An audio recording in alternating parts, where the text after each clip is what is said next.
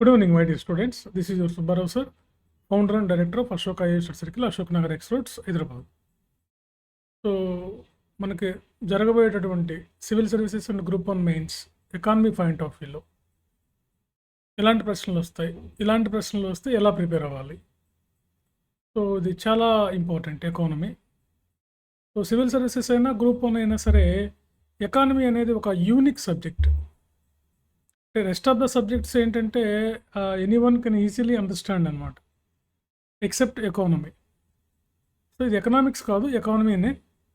But basics తరోగా ఉంటే you can attempt all questions in our mains examination, no doubt at all.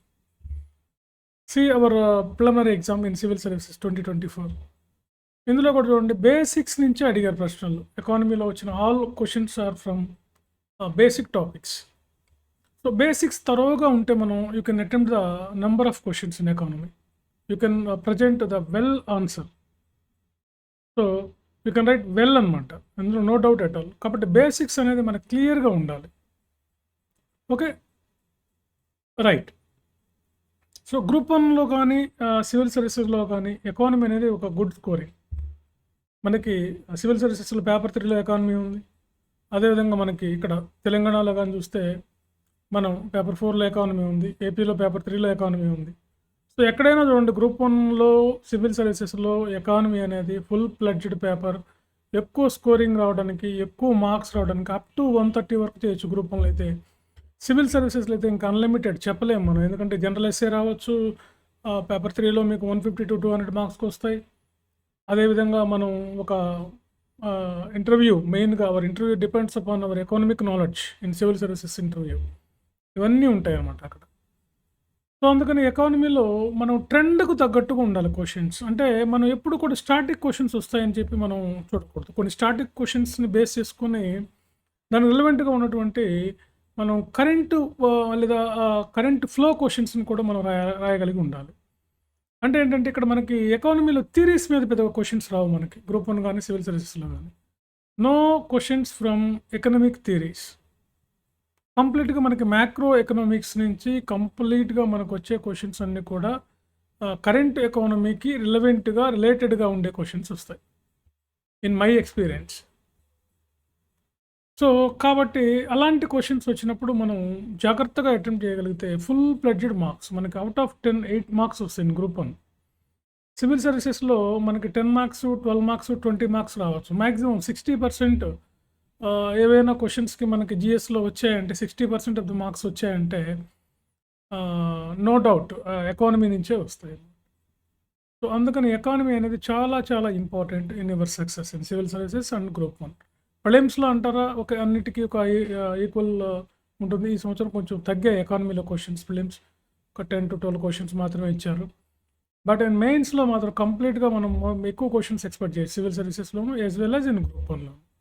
Group 1లో అయితే full pledged ఒక paper ఉంది కదా, ఇంకో క్వశ్చన్స్ అంటే ఖచ్చితంగా మనం 15 క్వశ్చన్లు రాయాల్సింది. అది ఏపీలో అయినా తెలంగాణలో అయినా అన్ని క్వశ్చన్లకి అటెంప్ట్ చేయాలి. కాబట్టి దీంట్లో ఎలాంటి క్వశ్చన్స్ వస్తాయో మనం తెలుసుకుందాం. సరే, తెలుసుకోబోయే ముందు ఏంటంటే మా ఛానల్లో సబ్స్క్రైబ్ చేయండి, షేర్ చేయండి.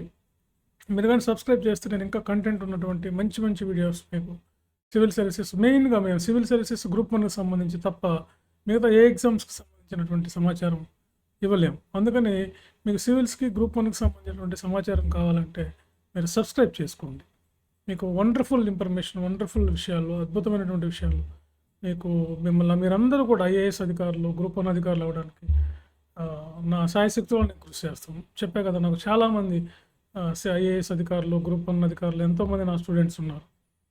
చెప్పే కదా, 2 సార్లు మేము సెకండ్ ర్యాంక్ సాధించాము గ్రూప్ 1లో, 2 సార్లు second rank in group 1. Okay, ఇద్దరు working as a deputy collectors. ఇక నేను డిఎస్పీలు, సిటీవీలు, ఆర్టీఓలు వీళ్ళ గురించి అసలు, మున్సిపల్ కమిషనర్ వీళ్ళ గురించి అసలు చెప్పట్లేదు నేను. ఓన్లీ డిప్యూటీ కలెక్టర్స్ గురించే చెప్తున్నాను, ఇట్లా అనమాట. సో మీరు కూడా ఆ స్థాయికి, ఆ పొజిషన్లోకి రావాలంటే మీరు కూడా కొన్ని టిప్స్ అండ్ రూల్స్ పాటించండి. వీలైతే మీరు క్లాసెస్కి అటెండ్ అవ్వండి, లేకపోతే ఆన్లైన్ క్లాసెస్కి అటెండ్ అవ్వండి, లేదంటే మెంటర్షిప్ తీసుకోండి, లేదంటే అట్లీస్ట్ ఇంక finally you go through test series. You must right test series for your mains examination, civils అయినా గ్రూప్ 1 అయినా. టెస్ట్ సిరీస్ రాయకుండా వీటిలో సక్సెస్ అవ్వడం అనేది అసంభవం. అది మీకు తెలిసిన విషయమే. కానీ don't neglect the test series. Okay, you should write number of test series and chapter wise test series are very needed. Okay, overall test series రాయడం వల్ల మన సబ్జెక్ట్ మీద కమెంట్ రాదు. అదే if you go through chapter wise test series, you can attempt all questions, whatever kind of questions you can attempt all questions, no doubt at all. So మీకు ఎలాంటి question వచ్చినా at any cost, at any kind of questions you can write with this chapter wise test series. Okay, సరే అండి, చూద్దాం మనం ఎలా అంటే group 1లో as well as in civil సర్వీసెస్లో మనకి ఎలాంటి క్వశ్చన్స్ రావడానికి అవకాశం ఉంటుంది. ఓకే, ఒక ఓవరాల్గా గ్రూప్ 1 సివిల్ సర్వీసెస్ సిలబస్ ఒకేలా ఉంటుంది కాబట్టి సో ఇక్కడ మేము కొన్ని క్వశ్చన్స్ మీకు ఇస్తాం సివిల్స్కి గ్రూప్ 1కి సంబంధించి. యాజ్ యూజువల్గా ఏంటంటే ఒకే టైప్ ఆఫ్ క్వశ్చన్స్ ఉంటాయి, సిలబస్ కూడా ఒకటే కాబట్టి. సో మనం పావర్టీ అండ్ అన్ఎంప్లాయ్మెంట్ మీద ఎలాంటి క్వశ్చన్స్ వస్తాయో చూద్దాం. సివిల్ సర్వీసెస్లో మెయిన్స్లో పేపర్ 3లో ఎవ్రీ ఇయర్ ఒక 2 క్వశ్చన్స్ మనకు కంపల్సరీగా 2 క్వశ్చన్స్ మనకి ఈ పావర్టీ లేదా అన్ఎంప్లాయ్మెంట్ రిలవెంట్గా అడుగుతున్నారు. అదేవిధంగా మనకి సోషల్ ఇష్యూస్లో కూడా 1 క్వశ్చన్స్ అడుగుతున్నారు, గవర్నెన్స్లో అడుగుతున్నారు. So that's why the poverty and unemployment both are very very important in our civil services mains examination as well as prelims also. అదేవిధంగా గ్రూప్ 1లో అయితే తెలంగాణ గ్రూప్ 1లో అయితే మనకు ఖచ్చితంగా, ఏపీ గ్రూప్ 1లో అయితే ఖచ్చితంగా మనకి ఇండియన్ ఎకానమీలో చాప్టర్ 2లో పావర్టీ అండ్ అన్ఎంప్లాయ్మెంట్ అని ఒక టాపిక్ ఇచ్చారు. దీని మీద క్వశ్చన్స్ ఎట్లా వస్తాయి? ఫస్ట్ చూడండి, పేదరికం అంటే ఏంటి నిర్వచించి పేదరిక రకాలను గురించి తెలపండి. ఇక్కడ చూడండి 3 స్టేట్మెంట్స్ ఉన్నాయి. What is the poverty and define the poverty and explain about the types of poverty. అంటే మీకు 3 స్టేట్మెంట్స్ ఉన్నాయి ఇక్కడ. The meaning of the poverty, definition of the poverty and types of the poverty. So పేదరికం అంటే మీకు తెలిసిందే, ఎవరైతే కనీస వసతులు కూడా పొందలేనటువంటి వాళ్ళు పేదవాళ్ళు అంటారు.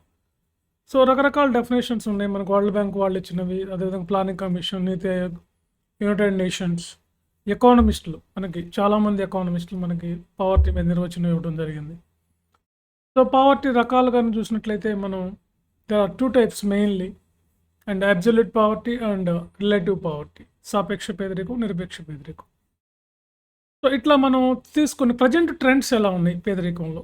ప్రస్తుతం మన దేశంలో పేదరికంగా చూస్తే మనకి కాస్త తగ్గిందని చెప్తున్నారు. పావర్టీ రేటు కానీ దాదాపుగా 14.5% ఉందని సర్వేలు మనకి చెప్తున్నాయి యాజ్ ఆన్ 2024.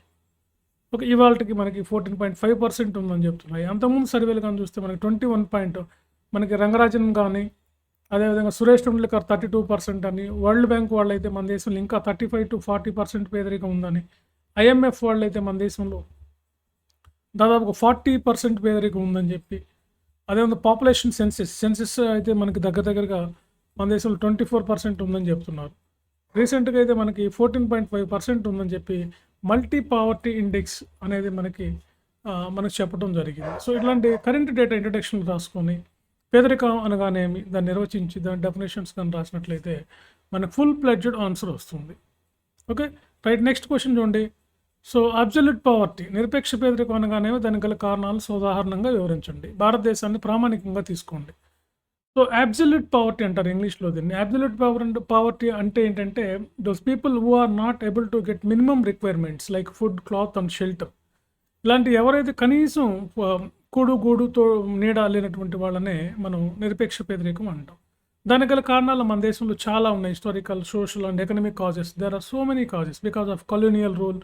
మన దేశాన్ని బ్రిటిష్ వాళ్ళు పరిపాలించడం, అదేవిధంగా మన దేశంలో నిరక్షరాస్యత ఉండటం, మన దేశంలో జనాభా ఎక్కువగా ఉండటం, మన దేశంలో వనరులు సక్రమంగా ఉపయోగించుకోకపోవడం, ఎక్కువ మంది people majority of the people depends on agriculture.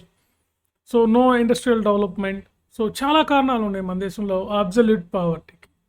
So ఇవన్నీ కూడా మనం రాస్తూ మనకి నిరపేక్ష పేదరికం అనేది it is the major poverty situation and developing countries like India. So ఈ పాయింట్ ఆఫ్ వ్యూలో కరెంట్ డేటాతోటి మనం చక్కగా రాయాలి. సో తర్వాత చూడండి, పేదరికాన్ని నిర్వచించి పేదరికాన్ని కొలమానాల గురించి, నాటి కొలమానాలు. So measures of the poverty, define the poverty and what are the measures used to measuring the poverty by planning commission or present NITI Aayog.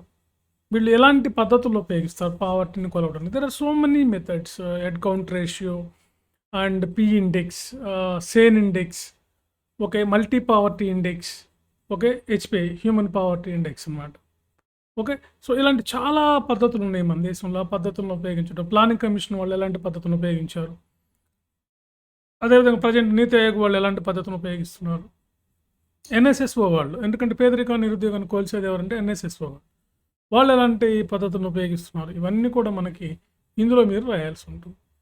తర్వాత చూడండి, మానవ పేదరిక సూచిక హ్యూమన్ పావర్టీ ఇండెక్స్ అంటే ఏంటి, దాన్ని ఎలా కొలుస్తారు, దాన్ని సూచించండి. హ్యూమన్ పావర్టీ ఇండెక్స్ని ఎవరు దాన్ని మెజర్ చేస్తారు, దాని ఇంట్రడక్షన్, ఫస్ట్ దీనికి ఇంట్రడక్షన్ రాయండి.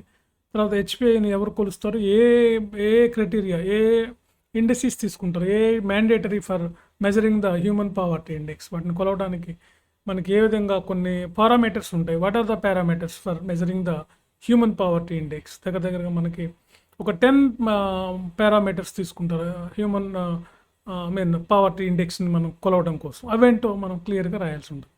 తర్వాత చూడండి, can easily attempt the all anyone, పేదరికానికి కారణాలు ఏంటి, దాని ఫలితాలు. So what are the causes for the poverty and what are the effects of poverty కారణాలు ఏంటి? So already we have discussed the causes of the poverty. There are so many causes for the poverty in our country, existing in our country. So దాని ఫలితాలు చూస్తే చాలా దారుణంగా ఉంటాయి పావర్టీకి. దాని కారణం ఏంటంటే స్టాండర్డ్ ఆఫ్ లివింగ్ పడిపోతుంది, మాల్ న్యూట్రిషన్ ఉంటుంది, అన్ఎంప్లాయ్మెంట్ పెరిగిపోతుంది, లా అండ్ ఆర్డర్ ఇష్యూస్ వస్తాయి. అదేవిధంగా మనం కానీ చూసినట్లయితే పేదరికం వల్ల మనం లైఫ్ స్పాన్ తగ్గిపోతుంది, డిసీజెస్ ఎఫెక్ట్ వస్తుంది, స్లమ్స్ పెరుగుతాయి. అదేవిధంగా మనకి ఇలాంటి చాలా ఎఫెక్ట్స్ ఉంటాయి అన్నమాట. So you have to cover this all points under this question అనమాట. పేదరికానికి కారణాలు ఏంటి, దాని ఫలితాలు ఏంటి? సో ఇలాంటప్పుడు విశదీకరించండి అన్నారు కాబట్టి, వివరించండి అంటే ఓకే, విశదీకరించండి అనే పాయింట్ వచ్చింది కాబట్టి మనం కొన్ని మీరు సజెషన్స్ కూడా రాయండి. దీనికి పావర్టీని నిర్మూలించడం కోసం ఏం చేయాలి, suggest your own remedies or solutions for eradication of poverty, okay, చెప్పచ్చు. తర్వాత స్వాతంత్రం వచ్చినప్పటి నుండి ప్రస్తుతం 2024 వరకు పేదరికాన్ని నిర్మూలించడానికి ప్రభుత్వం చేపట్టినటువంటి కార్యక్రమాలు. You have to cover all social welfare schemes which are launched by the either central government and state government. కేంద్ర రాష్ట్ర ప్రభుత్వాలు లాంచ్ చేసినటువంటి ఆల్ వెల్ఫేర్ స్కీమ్స్ని దీని కింద రాయొచ్చు. సో మెయిన్గా ఏంటంటే మనం మేజర్ స్కీమ్స్ రాయండి. Atmanirbhar Bharat, Vishwakarma Yojana, Mahatma Gandhi national rural employment programme, food for work programme, skill development, digital development. So these are all schemes for the eradication of poverty which are launched by the central government. Okay, so ఈ schemes గురించి మనం డెఫినెట్గా ఇలాంటి questions మనం expect చేయొచ్చు. Either mains and some times ఎస్ఏలో కూడా ఇలాంటి type of questions can attempt అనమాట. Okay, right. నిరుద్యోగం అనగానేమి, నిరుద్యోగానికి గల కారణాలు రాయండి. So what is meant by the unemployment, what are the causes for the unemployment and remedies for the unemployment. So unemployment is a situation those who are able to work at any cost of the remuneration but they fails to get job in the market. అంటే దీని అర్థం ఏంటంటే వాళ్ళు ఎక్కడైనా ఒక అర్హత కలిగి ఉండి, అంటే they are qualified and they are ability to work at any remuneration at any cost of the market, but they fails to get a proper job for their education and their situation is known as unemployment. అంటే వాళ్ళు పని చేయగల శక్తి, కోరిక ఉంటుంది కానీ వాళ్ళకి సరైనటువంటి పని లభించకపోవడాన్ని మనం నిరుద్యోగం అంటాం. సో దానికి కారణాలు there are so many causes. Lack of education, skills and technical skills లేకపోవడం, అదేవిధంగా ఇండస్ట్రియలైజేషన్ లేకపోవడం, రిసోర్స్ లేకపోవడం. ఓకే, సో వరల్డ్లో వచ్చేటువంటి trade circles also one of the reason for this unemployment. వ్యాపార చక్రాలు కూడా దీనికి కారణం అని చెప్పొచ్చు మనం. సో మన దేశంలో నిరుద్యోగిత రేటు కానీ చూస్తే మన 4.5 ఉంది యాజ్ ఫర్ 24 సర్వేస్. 23-24లో మనకు అట్లా ఉంది. అండ్ యావరేజ్గా డికేట్ కానీ చూస్తే 8.6 ఉంది. ఇట్ ఈస్ మోర్ అనమాట. దగ్గర మన దేశంలో 25 నుంచి 30 మిలియన్ల మంది నిరుద్యోగులు ఉన్నారు. దే ఆర్ ఆల్ ఎడ్యుకేటెడ్ అనమాట. ఎడ్యుకేటెడ్ అంటే passed 10th class and above చదివి గ్రాడ్యుయేషన్ పోస్ట్ గ్రాడ్యుయేషన్ చేసి ఖాళీగా ఉన్నటువంటి general unemployment is more in our country.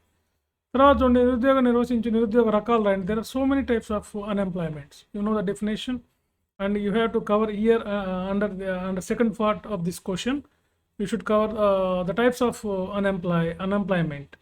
For example, disguised unemployment, say మన తెలుగులో చెప్తాం. డిస్గైజ్డ్ అన్ఎంప్లాయ్మెంట్ అంటే ప్రచ్ఛన్న నిరుద్యోగిత, సీజనల్ అన్ఎంప్లాయ్మెంట్ అంటే ఋతువుల వారి నిరుద్యోగిత, అండ్ ఫ్రిక్షనల్ అంటే సక్రియ నిరుద్యోగిత, అండ్ జనరల్ అన్ఎంప్లాయ్మెంట్, అండ్ సంగృష్ట నిరుద్యోగిత, voluntary unemployment, involuntary unemployment. So there are so many types of unemployment. You have to cover the all types of unemployment.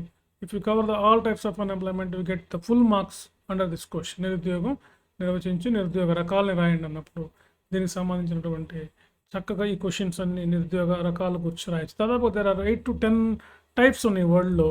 So అవన్నీ రాస్తే సరిపోతుంది మనకి. తర్వాత పేదరిక నిరుద్యోగ నిర్మూలన కోసం నీతి ఆయోగ్ రచించినటువంటి పథకాలు విధానాల గురించి రాయండి. అంటే vision of NITI Aayog about poverty and unemployment. What is the strategy? What is the strategy was prepared by NITI Aayog to solve the unemployment and poverty in our country? What kind of schemes suggested by NITI Aayog and prepared by NITI Aayog to solve this problem అనేది రాయాలి.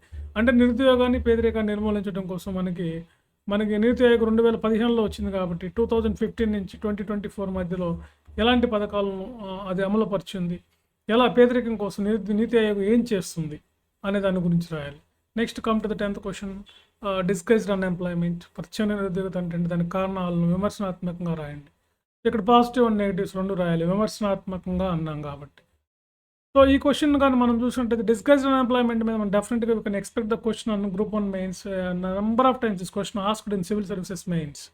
ఎన్నోసార్లు civil సర్వీసెస్లో అడిగారు. Group 1లో కూడా మనం ఈ question compulsory expect చేయొచ్చు. ప్రత్యక్ష నిరుద్యోగిత అంటే అవసరానికి మించి శ్రామికులు వ్యవసాయ రంగంలో పనిచేయడాన్ని మనం ప్రత్యక్ష నిరుద్యోగిత అంటాం.